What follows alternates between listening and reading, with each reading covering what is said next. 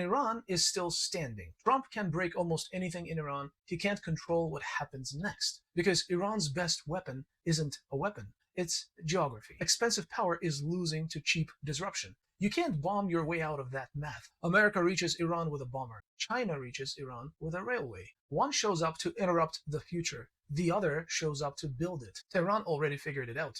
It doesn't need to beat America. It just needs to prove the bombs don't decide who wins anymore.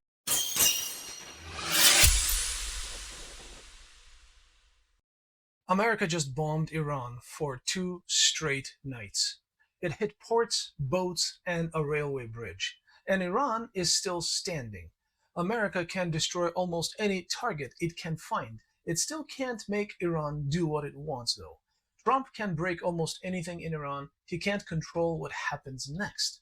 That's the strange new problem. America's military still works. It just stopped buying what it used to buy. This video shows you why. Here's what actually happened this week. Iran hit 3 commercial ships in the Strait of Hormuz. That's the narrow gulf where a fifth of the world's oil passes. We've heard that a lot of times now. The United States hit back hard. Central Command, CENTCOM, says it struck more than 80 targets and then more than 90 the next night. American bombs landed in Bandar Abbas, Bushehr, Chabahar, and other coastal sites. They destroyed radar, missile sites, and dozens of small Iranian boats. Trump said the ceasefire was over. Then he said he didn't want a full war. Both things in the same week. Iran didn't fold, however. It fired upon American bases in Kuwait and Bahrain. Then it hit Jordan as well. Iran also says America struck a railway bridge in its north.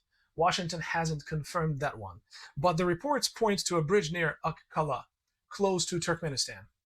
Hold that detail. We'll come back to it, because it's the key to the whole story. For now, keep the picture simple. America is destroying targets. Iran is preserving leverage. And nothing's getting solved.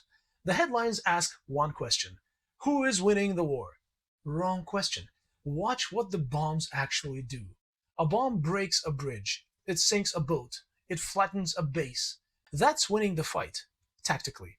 Winning the war, strategically, is different. It means the other side has to change its behavior. It means your friends feel safer. It means the region tilts your way afterward. America is still great at breaking things. It's failing at what comes after. You can destroy everything in front of you and still lose everything that comes afterwards. So why can't the strongest army win? Because Iran's best weapon isn't a weapon. It's geography. Iran sits right on top of the Strait of Hormuz. You can bomb an army. You can't bomb a country out of its geography. Destroy every radar in Iran tonight. Tomorrow, Iran still sits on the world's most important oil route. That leverage is undeniable. And here's the cheap part. A tanker doesn't need to sink to disrupt Hormuz. Damage one ship, frighten the insurers, and every voyage gets more expensive. One cheap drone can make every captain, owner, and insurer reconsider the trip. And oil prices jump up on fear alone. Look at the trade. America spends billions on bombers and carriers. Iran, however, spends a few thousand on a drone. This is the part that should worry Washington. Expensive power is losing to cheap disruption. You can't bomb your way out of that math. Now, the second problem.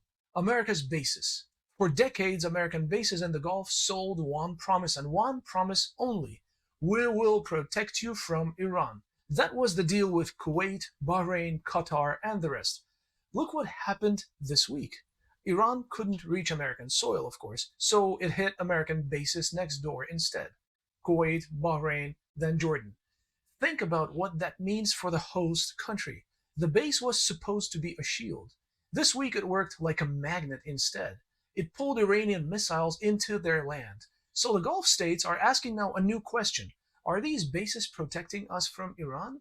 Or are they trapping us inside America's fight with Iran? That question didn't exist a year ago. Now it's on every table in the region. And once a government starts asking it, the old promise is already cracked. That's a quiet disaster for Washington. The whole point of the basis was trust.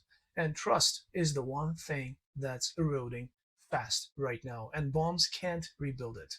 Now, go back to that railway bridge. This is the center of the story.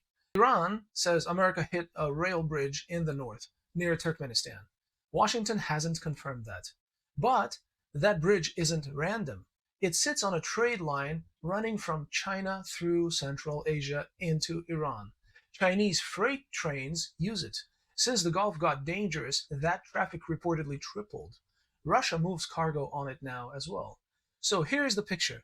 America reaches Iran with a bomber. China reaches Iran with a railway. One shows up to interrupt the future. The other shows up to build it. And the bridge? Iran says it'll be fixed in a few days.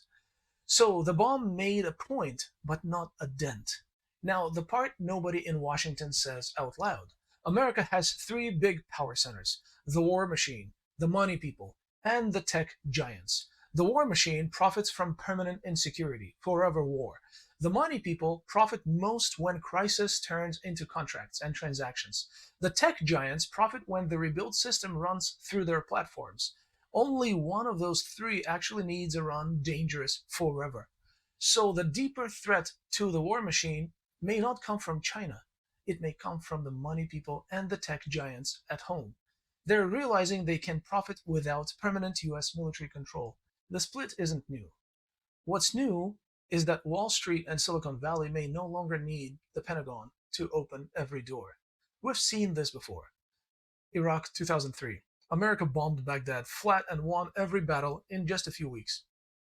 Then it spent years stuck there, and it left behind a government friendlier to Iran than Washington. All that force, and the main winner was the country next door. Afghanistan ran the same way: 20 years of power, $1 trillion of taxpayers' money, and the Taliban walked back in the day America walked out. Breaking things was never the problem. Turning the win into control, that's what keeps failing. Here are the three strongest punches back at everything I just said. First, the hawk. America wiped out Iran's boats, its radar, its ports. So how is that a failure? Fair. But that's a win in the ring, not on the scoreboard. Iran's still standing. Hormuz is still contested. The Gulf is more nervous, not less. Breaking things is the easy part. Getting what you wanted afterwards is the hard part. That's the part America keeps missing. Second, the China fan. So China wins. The American empire is finished. The future is the railway. Slow down there. I said no such thing. China isn't handing out gifts. Those railways come with debt, control, and strings attached of Beijing's own. A world with many bosses isn't automatically a utopia you may think it is. The honest read isn't China good, America bad. It's colder than that. Raw force is less and less the key that opens every door. And everyone, China included, is betting on that. Third, the patriot. And he deserves a real answer, not a sneer. He says, this is the price of freedom. Iran's regime hangs its own people and funds killers across the region. If our taxes and a few hard years break that machine, it's worth it. I share the goal. I question the method, though. Look what the bombing actually did. Iran's supreme leader died in the first strike. Then millions filled the streets for his funeral. Remind me, what did they chant? They didn't chant for freedom or democracy. They chanted to destroy America, who did this. You didn't weaken the regime. You handed it a martyr. Bomb a country from the sky, and its people rally around whoever is in charge. So the strike meant to free Iranians, chained them tighter to the men you wanted gone instead. And the money? The regime attacks with cheap drones. You answer with billion-dollar strikes on bridges that reopen in days. You're paying top dollar to dent something that costs pennies. That's not strength, it's a losing trade. And you fund it from your own pocket. So why should you care sitting where you are? Because this isn't a faraway problem. Start at the pump. Every scare in Hormuz pushes oil up. That shows up in your gas, your heating, your family expenses. A drone you'll never see can move your grocery bill up. And here is the trap. A war that can't be won also can't easily end. Normal wars stop when one side runs out of fight. This one has no off switch. Each side hits, pauses, and hits again. That's the shape this is taking. Where does it pull next? Watch three things. Watch whether more Gulf states quietly ask America to shrink its footprint in the region. Watch whether Iran leans harder on those northern railways to skip the sea lanes. And watch whether America's own money and tech giants keep drifting from the war machine. If those lines keep moving, this isn't a normal flare up. It's the moment raw force stopped being visibly enough. I break the money side of this down in this week's Substack essay. The link's below. And subscribe. This means a lot for me, as it helps me maintain this channel in the ocean of flies, smoke and mirrors, and platitudes. Here's the line to remember. America isn't losing because its weapons got weak. It's losing because weapons buy less than they used to. It can bomb Iran forever. It still can't reopen Hormuz for good. It can't make Iran quit. And it can't rebuild what it breaks. Every bridge falls and reopens in days, but every neighbor that starts planning around American chaos is much harder to win back. That's the quiet defeat. Not the kind on a battlefield, the kind where the strongest army on earth can flatten anything and still can't run the room. Tehran already figured it out. It doesn't need to beat America. It just needs to prove the bombs don't decide who wins anymore. Everyone else is taking notes. This is a wrap for today, my friends, and I'll see you next week.